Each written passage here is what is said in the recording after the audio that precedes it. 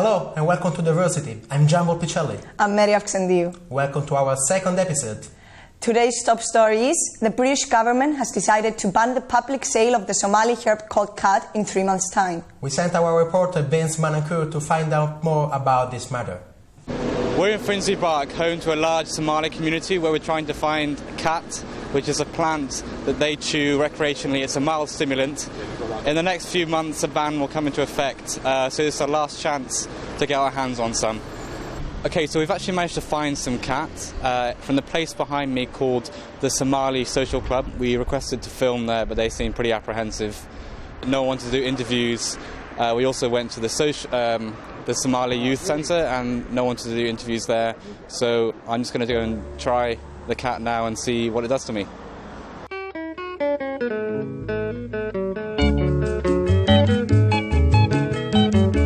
So I've got my setup here. I've got my khat, which is, as you can see, is very stalk-like in appearance. I have my tea. Make sure it's sweet because apparently this is very, very bitter.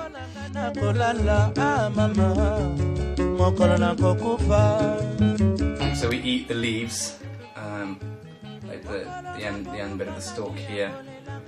So I'm going to rip it off, kind of bunch it into a little ball, and now I'll just chew. Maybe try and put a bit more in. Yeah, it's really bitter. Get rid of this one, have a sip of tea. Here we go. I've now got my cameraman to try it. What are your initial reactions, Johnny? It's extremely bitter. Extremely bitter.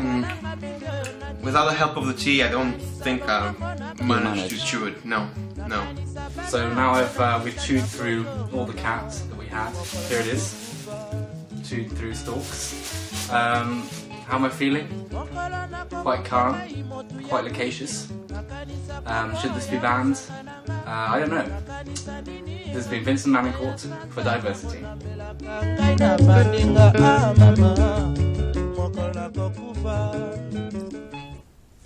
How long did it take you to get to school yesterday? It was way too long. This week, London was paralysed as a result of the tube strikes. And it's going to happen also next week. We sent our reporter Liana Kajarova to get more details. This week, many lines on the London Underground were closed due to a tube strike put on by the National RMT Workers' Union. Selected stations were shut down and unmanned, leading to crowds of people waiting at bus stops and congested traffic at stations that were still running. 70% of workers participated in the strike by simply not showing up to work or gathering at large depot stations, protesting for their rights. I'm standing behind the Morden station in the end of the Northern Line, where tube workers are picketing against Boris Johnson's proposal to close all underground ticket offices and to conduct a 1/6 employee cut. In 2008, as a part of his campaign, Boris Johnson signed a petition against reducing ticket offices, and now he's implementing the plan himself. It's not just about closing down ticket offices, it's about getting rid of up to 2,000 jobs on the station side. So what they're going to do is get rid of 1,000 jobs by closing ticket offices and moving other people away from stations working. We want Boris Johnson to go to the negotiating table and come and talk to us, but at the moment he's refusing to. Do you think it's going to happen? It will now. It will now. It will now because it's a solid strike, so he's got no option to come and talk.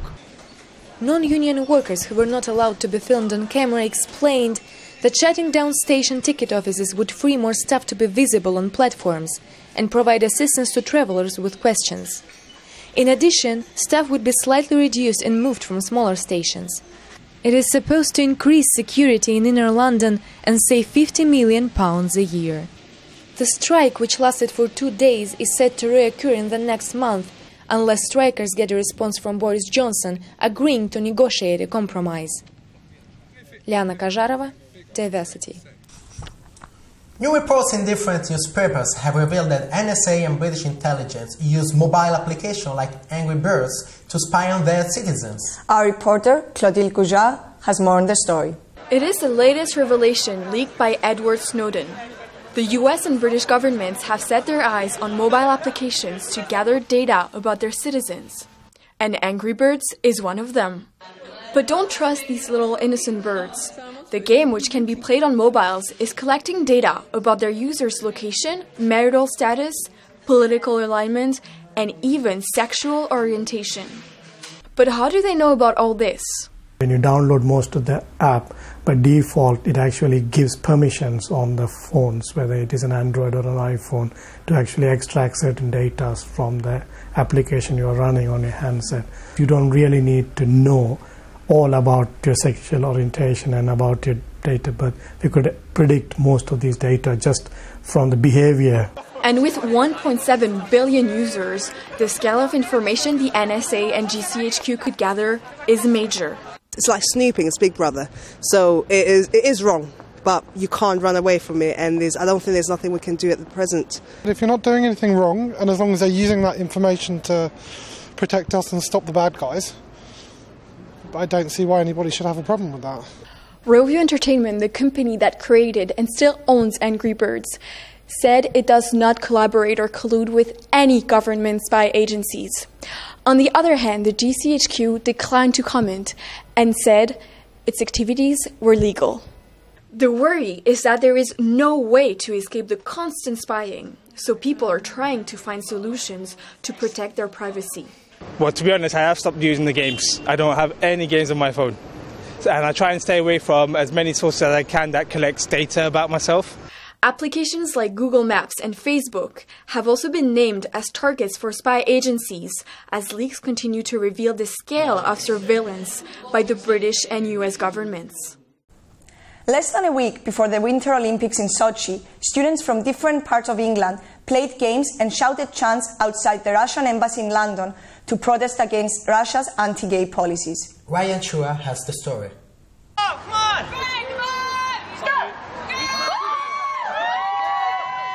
Fun and games on a Saturday afternoon.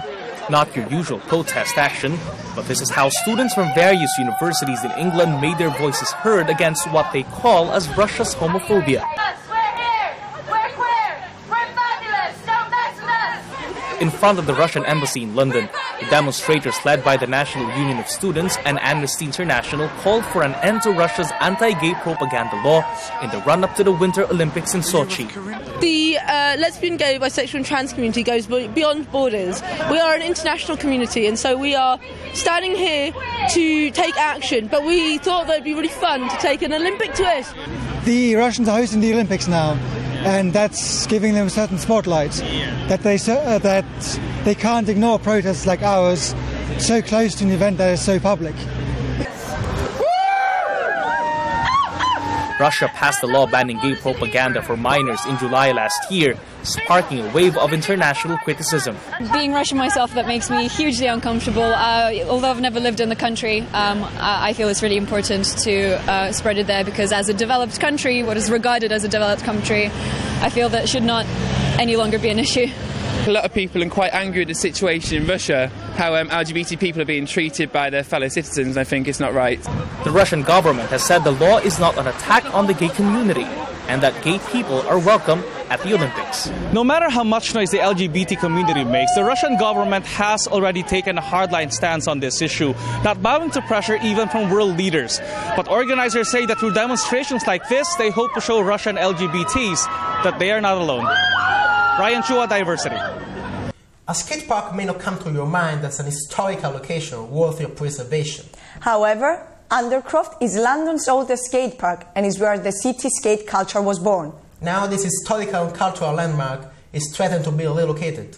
Our reporter, Kaylee Monahan, has the story. I'm here at the world's oldest skate park, right underneath the South Bank Centre against the River Thames in London. The Undercroft Skate Park has been in its current location since the 1970s. It is the birthplace of London skate culture. However, there are plans to turn the space into a strip mall. The South Bank Centre is proposing to move it to a new location entirely. Yet, skaters have joined together to save this cultural landmark, and they have created a campaign to preserve it. Long Live South Bank was set up as an organisation with the sole aim of preserving this space. So we collect signatures, we try and raise awareness, we do a lot of media work, we just talk to people and get the message out as much as possible. The South Bank Centre has been pushing to convert the skate park into a commercial area since March 2013. However, supporters of Undercroft argue that the park should not be moved. For many skaters, this location has become more than just a skate park. It's been here for almost 40 years, maybe as many as 40 years, and it's been a focal point of the skateboard community in London for as much time. It's part of my history and my culture. There's nowhere else really like it, in that it's somewhere free where people can just come and do their own thing, have a skate, paint the walls. There's very few free spaces that are organic as well. Like no one said this is your space for skateboarding. It's just evolved in that way. Boris Johnson, the mayor of London, has recently spoken out in favour of preserving Undercroft. This has been welcomed by supporters. In the meantime, the fight goes on to raise funds and awareness to preserve this underground landmark. This is Kayleigh Monahan reporting from London. Supporters of the English Defence League gathered in Slough to protest against the building of a new Islamic female school and a mosque in the area. They claim it is a further step towards the Muslim takeover of English culture. Our reporter, Gloria Schiavi, has this report. Taking to the streets to protest against extremist Islam, English Defence League supporters claim that the movement aims at protecting British people and British culture. Militant Islam, preaching Sharia law, going to a mosque in Slough, preaching hate. They claim they are not racist and actually inclusive of different strains of society. But how they judge Islam is controversial, as is how the message is perceived by the individual patriots, as they call each other. The EDL gathering was met in the very same streets by a counter-protest of anti-fascist, anti-racist activists. Black, white nation! Black, white nation! Black, white nation overturned! I think they're very ignorant. And I think their ignorance and, to a certain degree, lack of education and lack of resources allows them to be very easily manipulated by those with power. There's going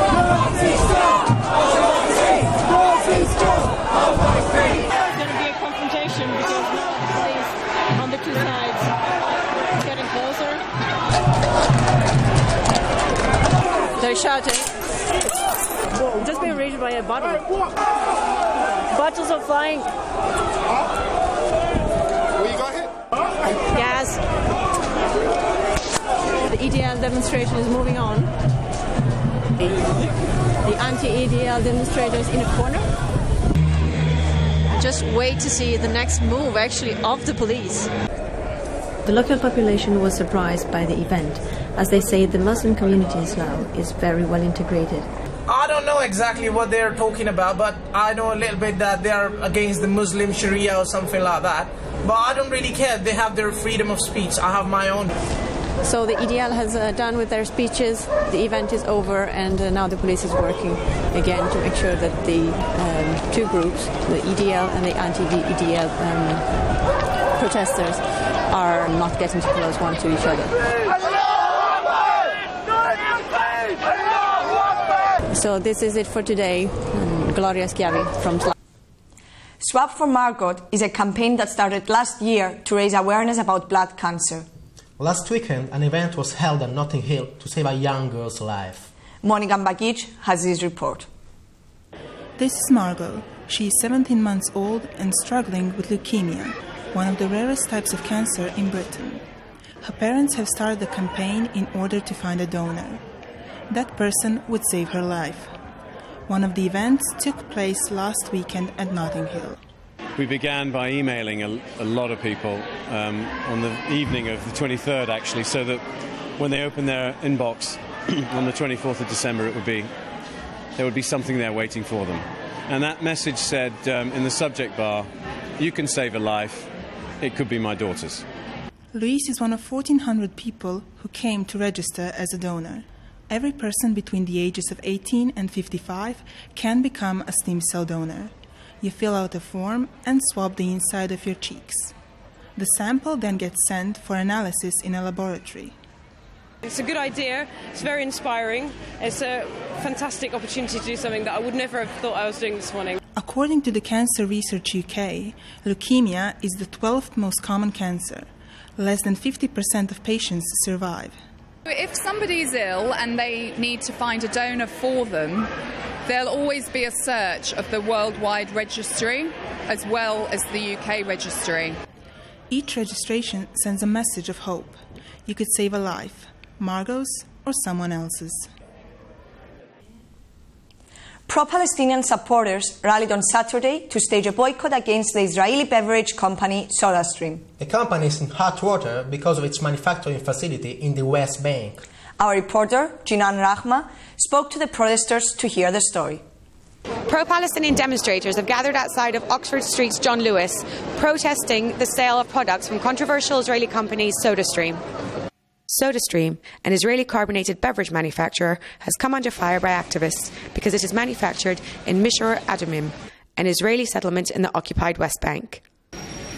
Activists from the Palestinian BDS National Committee and the Palestinian Solidarity Campaign are calling for John Lewis to stop stocking SodaStream products.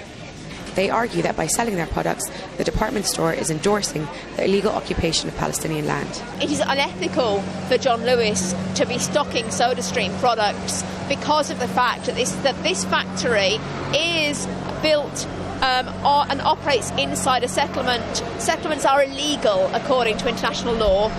The controversy surrounding SodaStream is heightened in the wake of the Super Bowl, during which the company unveiled their latest advertisement with Scarlett Johansson as their spokesperson. Like most actors, her relationship with the company has led to her resignation from her 8-year role as Oxfam ambassador. The BDS and Palestinian Solidarity Campaign say they will continue to protest until a change is made. Jinan Rahma, Oxford Street, London. John, what's your Chinese sign? I'm a dragon. What about you? I'm a sheep. Good to know. Apparently, this is the year of the horse. And more than 500,000 people celebrated the New Year in Chinatown last Sunday. Our reporter, Catherine Lee, was there. The big red lighting, dancing dragon, and Kung Fu. Yes, you are right. We are in the celebration of Chinese New Year. London has the biggest event outside China to celebrate Chinese New Year.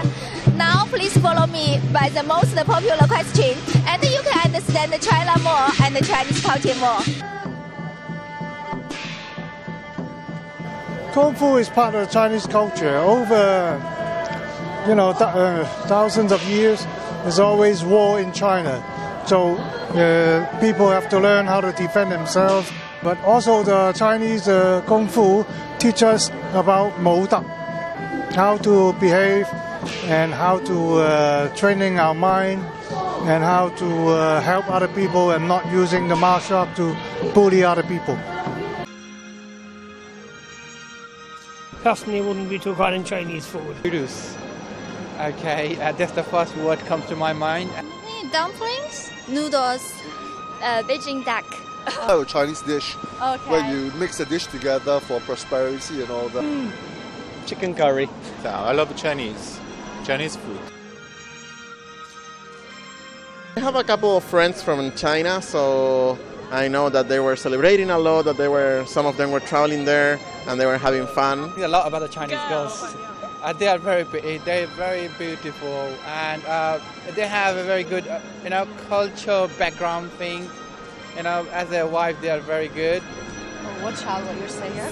This is Catherine Neal for Diversity, London. The University and College Union rallied yesterday in Northampton Square in the latest stage of industrial action over this year's 1% pay raise. Our reporter, Catherine Iorio, sat down with City's UCU president to discuss what has been happening behind the closed doors. Yesterday's teachers' strike follows the release that several vice chancellors received an 8% pay rise in 2012-2013, while only offering 1% to rank-and-file staff. This year the universities have offered us 1%. Obviously inflation is above that, and since 2009 our members are actually 13% worse off than they were. So we've not had a pay rise for over 5 years. City's recently published financial accounts reveal City's operating deficit rose to £16.2 million in 2012 and 2013, up from £1 million the year before. Our Vice-Chancellor earns over £300,000. Many students may not know, but he lives rent-free in a Grace and Favour house worth over £5 million. And if they really wish to make savings, we'd say, let our Vice-Chancellor pay a mortgage, like the rest of us have to do. Staff restructuring costs increased to £3.1 million last year, compared with £1.6 million in 2011 and 2012. Well, we've had a very nasty period of redundancy and reorganisation. We're over 80 staff left the university through either being made redundant or being downgraded. We believe that there's up to 100 more staff that will be leaving this summer through redundancy and downgradings unless the university changes its policies about saving costs. The hiring of 4-star professors has contributed to City's climbing wage bill, which increased by £7 million to £109.9 million in 2012-2013. Now the question comes down to, what happens next? You know, they even members, that's really sad side, yeah? They're members of Unison or Unite, but they don't participate. They're afraid of the bosses, the managers, gonna suck them, so they don't participate. But me, I stand for my right, yeah? I stand for my right, and I'm gonna keep fighting, for Unison, Unite, and UCU. When asked, the university refused to comment on any of these subjects. Catherine Iorio, Diversity. And now, time for sports. Let's go to our Six Nations expert, Stefano Pozzebon.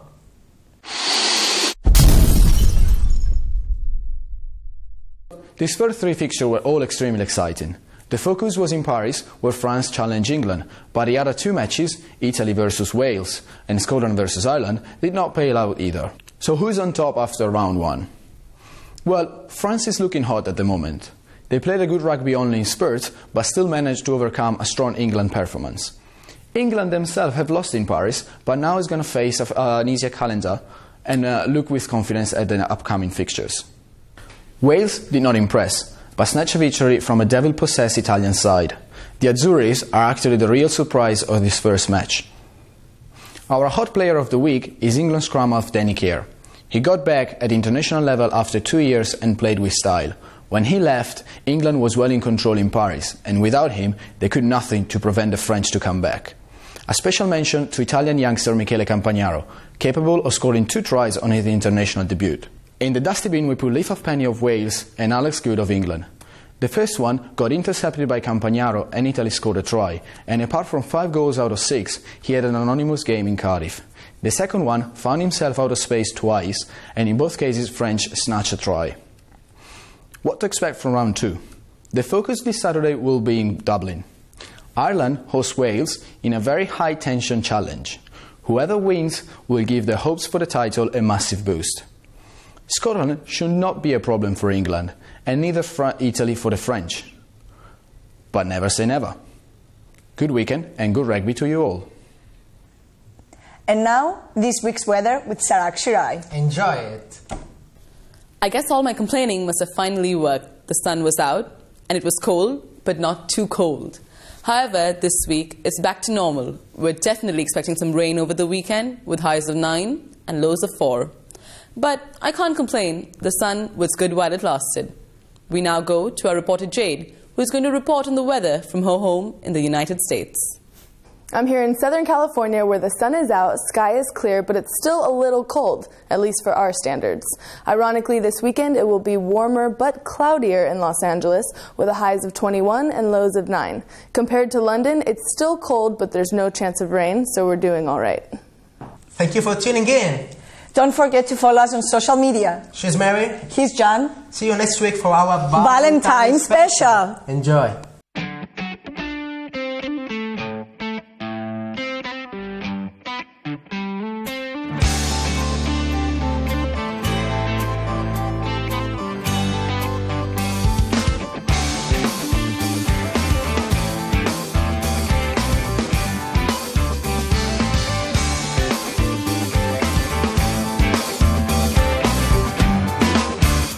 know all you need